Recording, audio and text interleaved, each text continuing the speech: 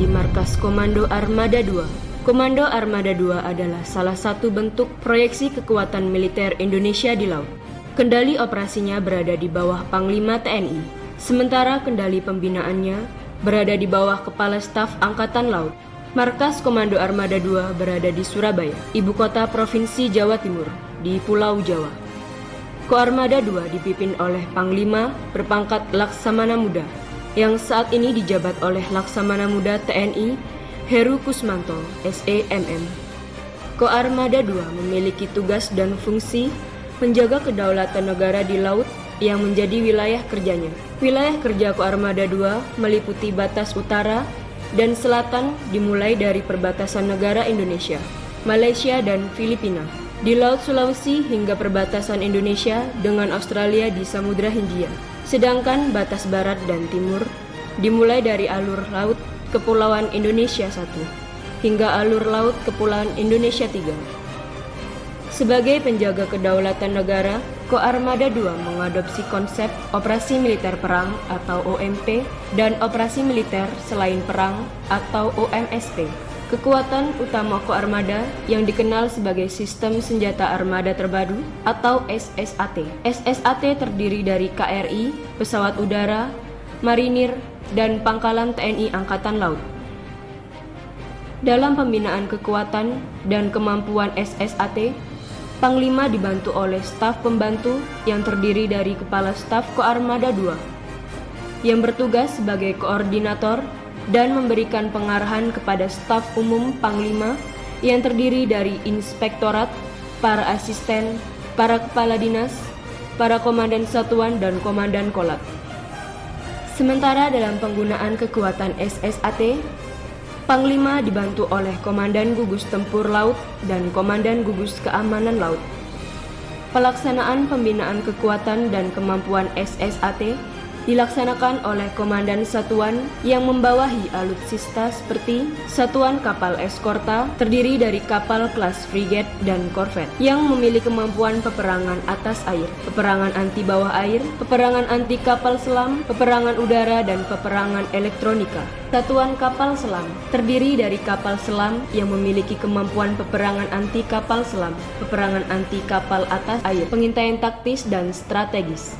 Satuan Kapal Amfibi terdiri dari kapal kelas LPD dan LST yang memiliki kemampuan mengangkut personil, kemampuan bitching tempur, bitching administrasi, dan melindungi diri dari serangan udara. Satuan Kapal Cepat terdiri dari kapal kelas KCT dan KCR yang memiliki kemampuan peperangan atas air, peperangan anti serangan udara, dan peperangan bawah air, serta peperangan elektronika. Satuan Kapal Ranjau terdiri dari kapal yang memiliki kemampuan peperangan ranjau seperti penyebaran ranjau, pemburuan ranjau, dan penyapuan ranjau. Satuan Kapal Bantu terdiri dari kapal bantu angkut personil, bantu logistik cair dan minyak, bantu tunda samudera, dan kapal latih tiang tinggi. Satuan Komando Pasukan Katak memiliki kemampuan khusus seperti IOD, sabotase bawah air, netralisasi ranjau, dan intai taktis pantai pendaratan, serta penyusupan dari darat, laut, dan udara. Satuan Udara Maritim memiliki kemampuan patroli udara maritim, angkut personil terbatas, dan mampu melaksanakan peperangan anti kapal selam. Satuan Marinir terdiri dari 1 batalion tim pendarat bersenjata lengkap dan memiliki kemampuan memasuki pantai pendaratan secara senyap. Untuk memelihara kemampuan prajurit, Koarmada II memiliki komando latihan disebut Kolat yang bertugas melatih dan menilai keterampilan prajurit serta mengembangkan taktik peperangan laut. Penggunaan kekuatan SSAT dilaksanakan oleh Komandan Gugus Tempur Laut bertugas melaksanakan OMP melalui proyeksi kekuatan SSAT, pengendalian laut, dan operasi amfibi untuk mencapai tujuan strategis dalam rangka menegakkan kedaulatan negara di laut. Komandan Gugus Keamanan Laut bertugas melaksanakan OMSP melalui proyeksi kekuatan SSAT dalam bentuk patroli keamanan laut, kegiatan kemanusiaan dan menegakkan hukum di laut maupun menciptakan kondisi yang menguntungkan bagi operasi tempur laut. Unsur SSAT yang terakhir terdiri dari Pangkalan Utama TNI Angkatan Laut disebut Lantamal dan Pangkalan Angkatan Laut disebut Lanang.